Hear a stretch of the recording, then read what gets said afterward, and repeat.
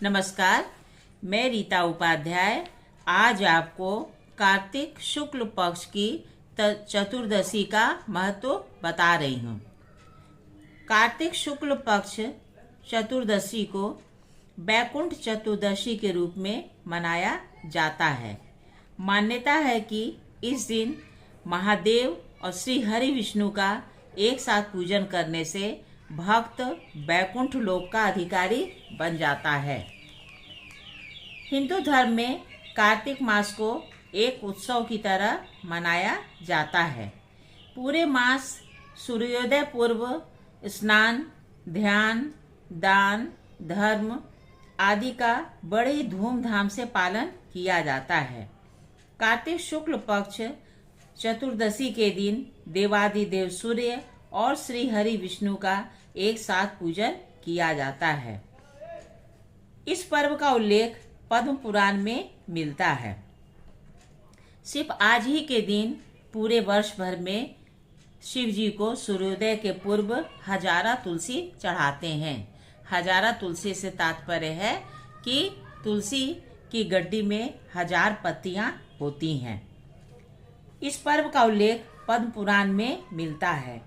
इस कथा के अनुसार देवशयनी एकादशी के दिन जगत पालक श्री हरि विष्णु सृष्टि संचालन का कार्यभार भगवान शिव को सौंपकर चतुर्मास काल में योग निद्रा में चले जाते हैं।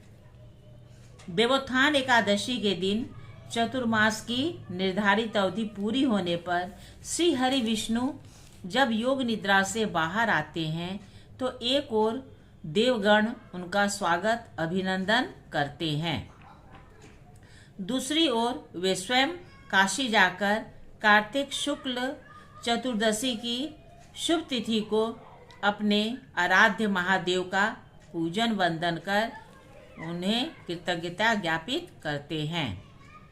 शास्त्रों के अनुसार कार्तिक माह के शुक्ल पक्ष की चतुर्दशी तिथि को सूर्योदय काल में स्वयं भगवान विष्णु ने वाराणसी में मणिकर्णिका घाट पर स्नान कर पाशुपत व्रत करके 1000 कमल पुष्पों से भगवान शिव का विशेश्वर स्वरूप में पूजन अर्चन का संकल्प लिया था। अभिषेक के बाद जब वे पूजन करने लगे तो शिव जी ने उनकी भक्ति की परीक्षा के लिए 1001 कमल पुष्पों में से एक पुष्प कम कर दिया। भगवान श्री हरि पूजन की पूर्णाहुति के लिए जो ही 1000 कमल पुष्प चढ़ाने को प्रस्तुत हुए तो वहां पुष्प ना पाकर उन्होंने सोचा, मेरी आंखें भी तो कमल के ही समान हैं, मुझे कमल नयन और पुंडरीकाक्ष कहा जाता है। इस विचार का जो ही भगवान विष्णु अपनी कमल समान आंख चढ़ाने को प्रस्तुत हुए, भगवान शिव उनके समक्ष प्रकट हुए। महादेव ने उनके पूजन से प्रसन्न होकर उन्हें उपहार में सुदर्शन चक्र भेंट किया। साथ ही वरदान दिया कि इस दिन जो भक्त पहले भगवान विष्णु और फिर उनकी पूजा करेगा उसे मृत्यु के बाद भगवान विष्णु के बैकुंठ धाम में स्थान मिलेगा। ऐसा माना जाता है कि तभी से हरि और हर के मंगलमय मिलन की इस पावन तिथि को बैकुंठ चतुर्दशी पर्व के रूप में मनाने की परंपरा शुरू हुई। इस तिथि को काशी विश्वनाथ स्थापना दिवस के रूप में भी मनाया जाता है। धार्मिक मान्यताओं के अनुसार इस दिन संसार की सत्ता का भी हस्तांतरण होता है। इसी दिन योग निद्रा से बाहर आए भगवान विष्णु को भगवान शिव संसार के संचालन का कार्य दोबारा सौंपते हैं। इस दिन श्रद्धालु भगवान शिव को तुलसी पत्र और भगवान विष्णु को बेलपत्र अर्पित करते हैं। पौराणिक मान्यता के अनुसार इस दिन दिए गए जप तप और दान पुण्य का फल 10 गुना अधिक होता है। जो श्रद्धालु इस दिन सूर्योदय के पूर्व स्नान आदि से निवृत्त होकर पूजन वेदी पर गाय के घी का दीप जलाकर अक्षत चंदन, तुलसी और बिल्व पत्र अर्पित कर कमल के पुष्पों से शास्त्रोक्त विधि से भगवान शिव और श्री हरि विष्णु का संयुक्त रूप से पूजन करते हैं, उनके जीवन पर भगवत कृपा सदैव बनी रहती है और मृत्यु के बाद वे वैकुंठ लोक के अधिकारी बनते हैं। इस दिन श्रीमद् भागवत गीता और श्री सूक्त का पाठ करना भी विशेष फलदायी माना जाता है। साथ ही वैकुंठ चतुर्दशी को व्रत कर तारों की छांव में सरोवर, नदी आदि के तट पर 14 दीपक जलाने से शुभ फलों की प्राप्ति होती है। आज के ही दिन गुरु नानक जयंती मनाई जाती है।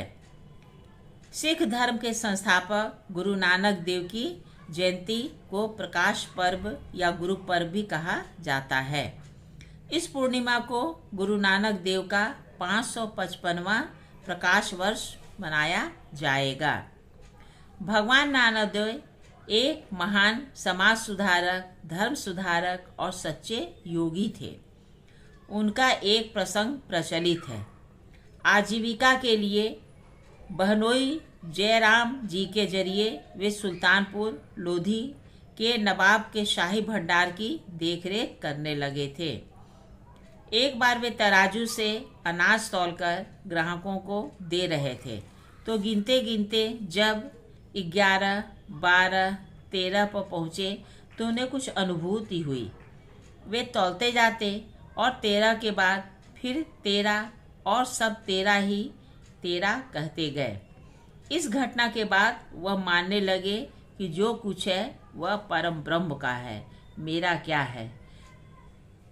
इसी तरह जितने भी सच्चे योगी आज तक हमारे भारत में हुए हैं, सबों ने निष्काम भावना से पूरे जगत की सेवा की है और अंत में वे वैकुंठ लोक के अधिकारी हुए हैं। एक बार फिर से बोलो विष्णु भगवान की जय। विष्णु भगवान सबका कल्याण करें, सबको मोक्ष प्रदान करें और सभी को वैकुंठ धाम मिले, ऐसी ही मेरी कामना है। जो लोग मेरी कहानी को सुनते हैं, भगवान उन्हें परम मोक्ष सिद्धि प्रदान करे। ओम नमो भगवते वासुदेवाय नमः।